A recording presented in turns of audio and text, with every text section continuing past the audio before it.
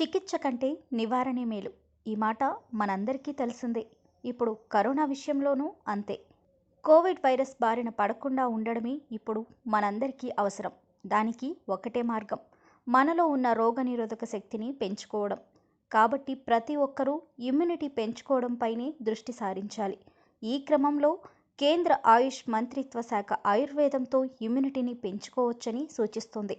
రోగనిరోధక శక్తిని పెంచుకోవడంతో పాటు రోగాల నివారణ కోసం ఆయుర్వేదం ఉపయోగపడుతుందని కేంద్ర ఆయుష్ మంత్రిత్వ శాఖ చెప్తోంది. కాలానుగుణంగా దినచర్యల్లో తప్పనిసరిగా మార్పులు చేసుకోవాలని, తద్వారా ఆరోగ్యవంతమైన జీవనం పొందవచ్చని ఆయుష్ మంత్రిత్వ శాఖ చెప్తోంది. ఆయుష్ సూచించిన చిట్కాల్లో ముఖ్యమైనది కషాయం. రోజు కషాయం తాగితే రోగనిరోధక శక్తి పెరిగి వైరస్ బారిన పడకుండా ఉండొచ్చు. రోగనిరోధక శక్తిని పెంచుకునే కషాయం ఇంట్లో ఉన్న వస్తువులతో తయారు చేసుకొని రోజు తీసుకుంటే సీజనల్ వ్యాధులు కూడా దరిచేరువని వైద్యులు సైతం చెప్తున్నారు. మరి కషాయం ఎలా తయారు చేసుకోవాలో తెలుసుకుందాం.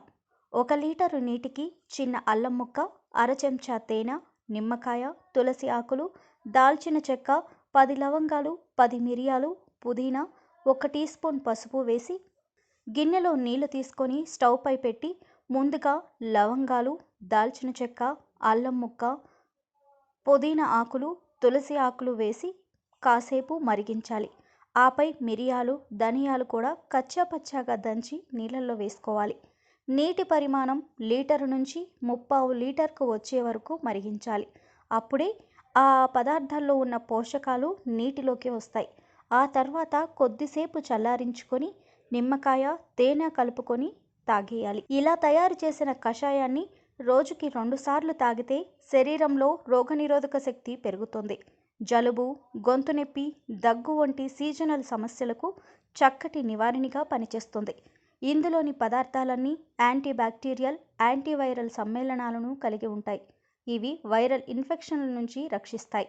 ఇంకా జీర్ణ వ్యవస్థ పనితీరును మెరుగుపరుస్తుంది.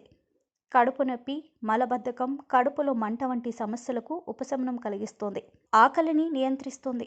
బరువు తగ్గాలనుకునే వారికి ఇది చక్కని ఔషధంలాగా పనిచేస్తుంది.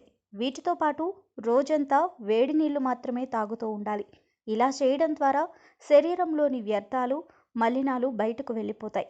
రోజు కనీసం 30 నిమిషాల పాటు యోగాసనాలు, ప్రాణాయామం చేస్తూ ఉండాలి.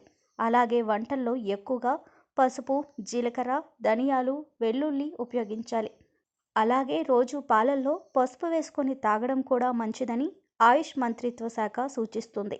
ఆరోగ్యవంతమైన జీవితం కోసం మనం పాటించాలి కొన్ని నియమాలని. చిన్ని చిన్ని చిట్కాలతో చింతలేని జీవితాన్ని ఎలా గడపాలి అనే దానికి వీక్షిస్తూనే ఉండండి మన ఆరోగ్యం యూట్యూబ్ ఛానల్. మరిన్ని ఆరోగ్య సూత్రాలకు సబ్స్క్రైబ్ చేసుకోండి.